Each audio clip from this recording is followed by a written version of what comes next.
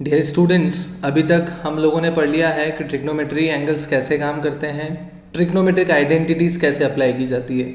अब चलते हैं इस टॉपिक के नेक्स्ट सेगमेंट पे, which is trigonometric ratios of complementary angles. कि अगर मुझे कॉम्प्लीमेंट्री एंगल्स की फॉर्म में ट्रिग्नोमेट्रिक रेशियोज को लिखना है तो मैं कैसे लिखूंगा। तो उसको समझने के लिए हम लोग एक काम करते हैं। ऑल्दो बुक्स में डायरेक्टली फार्मूले गिवन होते हैं, लेकिन मैं फार्मूले नहीं बता के तुमको जस्ट एक डेरिवेशन भी बता देता हूँ कि कैसे फार्मूले डिराइव हो रहे हैं, क्योंकि अभी तक हमने सब फार्मूलों का डिराइवेशन किया हुआ है। देखिए, कॉम्प्लीमेंट्री एंगल क्या होते हैं? Two angles A and B having sum equal to 90 are called complementary to each other. कि अगर कोई दो एंगल है जिनका सम 90 डिग्री होता है तो उन एंगल्स को हम लोग बोलते हैं कॉम्प्लीमेंट्री एंगल। तो अगर इस ट्राइंगल एबीसी में तुम देखो कि एंगल बी 90 है और अगर ये एंगल सी थीटा है, तो ऑब्वियसली ये जो एंगल ए होगा it would B of 90 minus theta. इसका मतलब एंगल ए और एंगल सी जो होंगे वो क्या होंगे? एक दूसरे से कॉम्प्लीमेंट्री होंगे। तो हमें जो ट्रिग्नोमेट्रिक रेशियोज निकालने हैं वो कॉम्प्लीमेंट्री एंगल्स की फॉर्म में ही लिखने हैं। कैसे? देखो, अगर इस डायग्राम के लिए मैं लिखता हूं टी रेशियोज ऑफ थीटा, अगर मैं थीटा को रेफरेंस एंगल मानता हूं तो ट्रिग्नोमेट्रिक रेशियोज कैसे लिखेंगे? तो अगर theta is reference angle, that means perpendicular would be A B, उसका opposite side, base would be B C adjacent side, and hypotenuse would be A C. ठीक है, यही होगा। अब अगर मेरे पास तीनों सेगमेंट आ गए हैं तो we can easily write sine theta is equals to P upon H. अगर पी अपॉन एच होता है तो it would be A B upon A C. Cos theta, अगर कॉस थीटा की बात करें तो it is B upon H.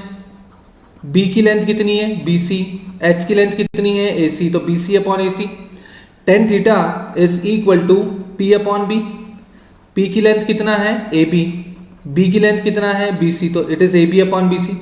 Cot theta क्या होता है? It is reciprocal of tan theta, तो one upon tan theta, so it is equal to B C upon A B. मतलब A C upon A B को, sorry, A B upon A C को उल्टा कर दो तो B C upon A B बन जाएगा। Sec theta is equal to one upon cos theta, वही इंटर रिलेशनशिप से। तो कॉस थीटा था ए सी, मतलब B C upon A C, तो it would be A C upon B C. And cosec theta would be equal to one upon sine theta. Sine theta क्या था? ए B upon A C, तो ये हो जाएगा ए C upon A B. ये मैंने trigonometric ratios निकाल लिए हैं। किनके निकाले हैं? मैंने निकाले हैं T ratios of angle theta.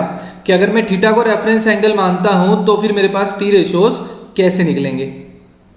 अब एक काम करते हैं, हमने टी रेशियोज निकाल लिए हैं थीटा की टर्म में। अब टी रेशियोज निकाल लेते हैं 90 माइनस थीटा की टर्म में भी। 90 माइनस थीटा को भी तो एंगल लेके किया जा सकता है। तो अब मैं क्या निकाल रहा हूं? मैं निकाल रहा हूं T ratios of 90 minus theta. अगर एंगल इज 90 माइनस थीटा तो परपेंडिकुलर क्या हो जाएगा? 90 माइनस थीटा के ऑपोजिट साइड, तो ऑपोजिट साइड क्या हो जाएगा? Perpendicular B C. Base would be adjacent to 90 minus theta, that is equal to A B, and hypotenuse would be A C. यहाँ तक तो आई डोंट थिंक कोई परेशानी होनी चाहिए। अब एक काम करते हैं, 90 माइनस थीटा का भी निकाल लेते हैं ट्रिग्नोमेट्रिक रेशियोज का। Just a minute. ओके, चलिए, साइन थीटा क्या हो जाएगा इस केस में? तो थीटा की वैल्यू क्या है? 90 माइनस थीटा। इस बार ढंग से देखना, क्योंकि थीटा को हमने क्या कंसीडर किया है, या मैं बोलूँ रेफरेंस एंगल क्या माना है? 90 माइनस थीटा।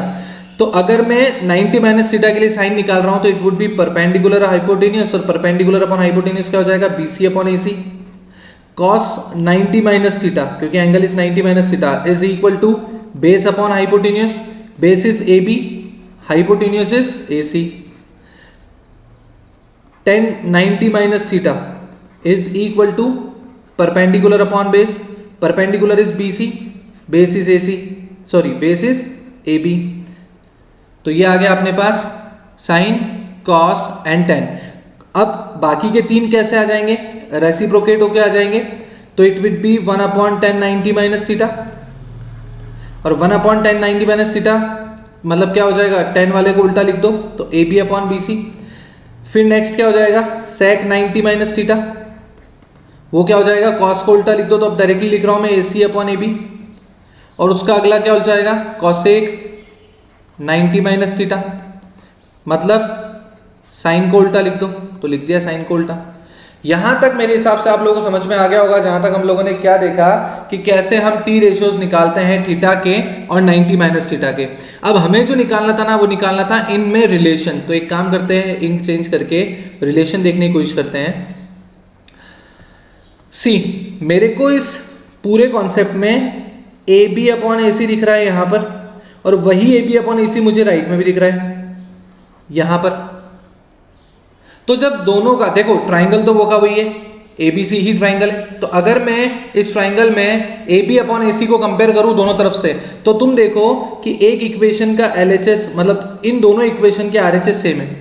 RHS सेम है तो LHS वुड बी इक्वल। तो LHS अगर इक्वल होंगे तो क्या फॉर्मूला बनेगा कि cos 90 minus theta is equal to sine theta. देखो RHS को RHS के इक्वल किया। ऐसे ही तुम देखो यहां पर दिया हुआ है कि BC अपॉन AC, देखो BC AC AB है तो ट्राइंगल की लेंथ है तो सेम ही होगी, और यहाँ पर भी दिया हुआ है BC अपॉन AC। इसका मतलब अगर दोनों का RHS सेम है तो इन इक्वेशंस का LHS भी सेम होगा। तो यहाँ से क्या निकल के आएगा, यहाँ से निकल के आएगा कि साइन में 90 minus theta is equal to cos theta. ये दो रूल निकल के आ गए, या मैं बोलूँ कि दो फॉर्मूले डिराइव कर दिए। ऐसे ही 10 में देखो AB अपॉन BC यहाँ पर दिया हुआ है और AB अपॉन BC यहाँ पर भी दिया हुआ है। तो अगर तुम देखोगे तो अगर इन दोनों इक्वेशंस का RHS सेम है तो LHS भी सेम होगा। तो क्या निकल के आ जाएगा कि cot 90 minus theta is equal to tan theta. और अगर मैं BC अपॉन AB देखता हूं ये वाला, और BC अपॉन AB यहां पर भी देखता हूं राइट वाला, तो इन दोनों का LHS भी सेम हो जाएगा। तो ये क्या हो जाएगा, it is tan 90 minus theta equal to cot theta. तो ये हो जाएगा tan 90 minus theta is equal to cot theta. ये आ गया अपने पास फोर्थ ट्रिग्नोमेट्रिक रेशियोज। अब अगर फिफ्थ वाले का देखें तो क्या हो जाएगा, ये वाला इससे रिलेट हो जाएगा और ये वाला इससे रिलेट हो जाएगा।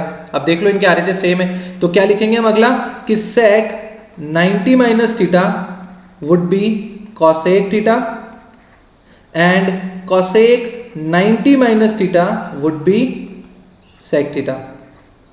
ये होते हैं trigonometric ratios of complementary angles.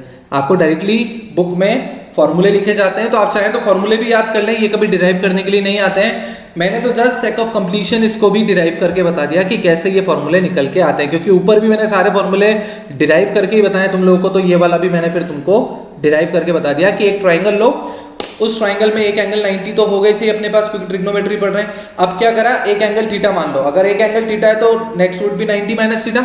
जैसे ही next would be 90 minus theta, तो अब क्या करो, एक बार थीटा के रिस्पेक्ट में ट्रिग्नोमेट्रिक रेशियोज लिख लो, एक बार 90 माइनस थीटा के रिस्पेक्ट में ट्रिग्नोमेट्रिक रेशियोज लिख लो। दोनों को कंपेयर करो, कंपेयर करने पे बन जाएगा फॉर्मूला। अब इन फॉर्मूलों को कैसे याद करना है, क्वेश्चन कैसे करना है, वो मैं आपको अगले लेक्चर में सिखाता हूं। यहां तक के लिए आप लोग एक बार इन डेरिवेशन को अच्छे से समझ के याद करके फिर नेक्स्ट लेक्चर को अटेंड कीजिएगा, ताकि आपको क्वेश्चन इजीली समझ में आ जाए। चलिए, थैंक यू।